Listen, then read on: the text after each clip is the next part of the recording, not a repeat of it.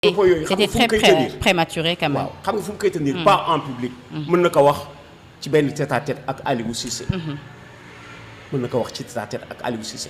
mais que ce soit Khalilou Fadiga mu tenir de tels propos. Aladji Diouf a tenu les mêmes propos quelque part. Je suis déçu que muy jóge ci ñoom. parce que ñoom ñoo war servir de pare-choc. et d'exemple également soo gisee ñu war ànd. finalement di glissante des pots de banane danga naan du dem fenn. c'est inélégant de la part de Fadiga. c'est inélégant moi je fus un jour son avocat. man j'ai eu à le défendre fu mu nekkul. et à l'époque c'était difficile de le défendre ca coupe du monde ba 2002 ba 2002. man maa doon avocat ci presse bi waaw su ma koy dégg tey muy wax loolu je suis déçu. Vraiment. je suis déçu très déçu. bu mu ko defati. parce que nag lenn lañu.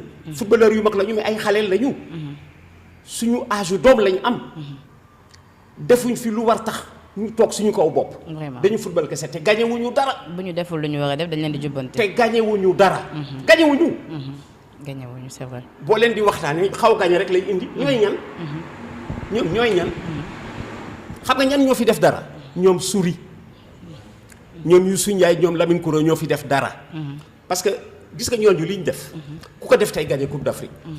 c'est que li ñu def dafa tudd jeu de l'amitié. mais parcours ba ñooñu def ku ko def tey gagné Coupe d'Afrique. quel était leur parcours Claude Leroy a dit un jour en Afrique compétition bu Cameroun nekkul Nigéria nekku ca amul qualité ndokk yàlla que ñun bi ñuy gagné jeu de l'amitié Cameroun la ñu ubbee gagné que 1-0. teg ci Nigéria 3-1. teg ci Niger 5-1. teg ci France en demi-finale. teg ci Tunisie en finale ku def loolu tey ku def Coupe d'Afrique boo xam ne daje gàkk Nigéria daje Cameroun daje Tunisie tu gagnes la Coupe d'Afrique. vraiment am nga waaw mérite. kon xale yi nañu yem. ci seen place football nañu jeex na.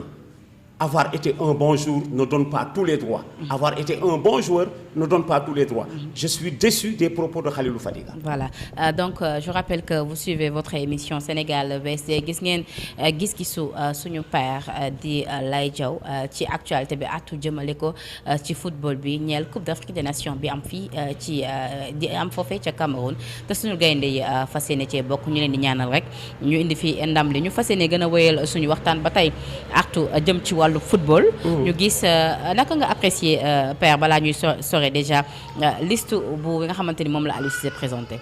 baax na équilibré na.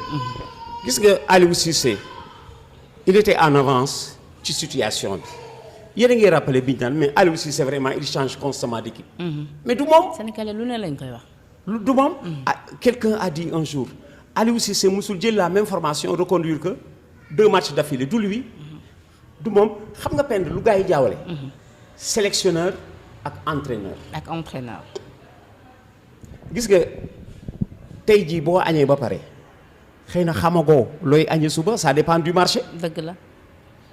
xam nga yow mën nga dem mën nga booy duggi marché am intention togg ceebu jën. dem fekk fa beneen dem ba réalité marché changé. fekk fa lu tax nga changer li nga bëggoon togg. dëgg la. parce que yaa ngi sélectionné li ngay jënd. Aliou Cissé looy def sélectionneur la il subit l'actualité il ne fait pas l'actualité.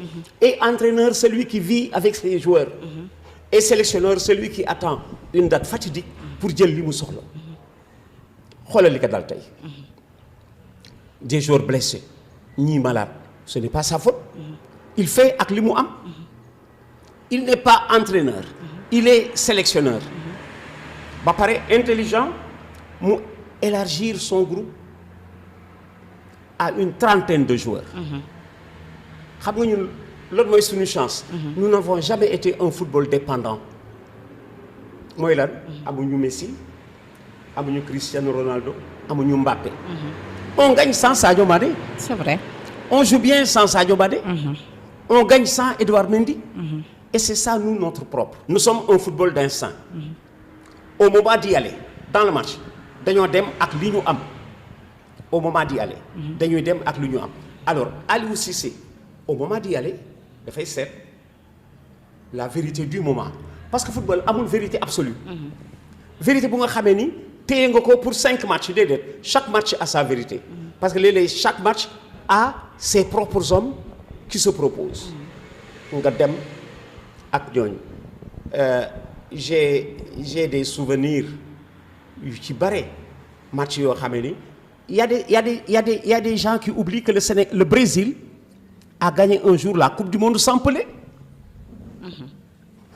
Pelé certes loolu day wane nii rek day dëggal que ni ku fa ci équipe nekkul nul n'est indispensable. voilà ku fa nekkul rek keneen defa mais tamit beneen mbir bu nga xamante ni ñu bëri jàpp nañ peut-être mën na entaché un tout petit peu xaw na ko sax entaché déjà sélection wu Aliou Cissé à savoir communiqué bi CAF génne woon ni joueurs yëpp mën nañ toog seen club respectif ba fii léegi le 3 janvier mu mel ni loolu dafa xaw a ralentir un tout petit peu convocation yenn joueurs yi.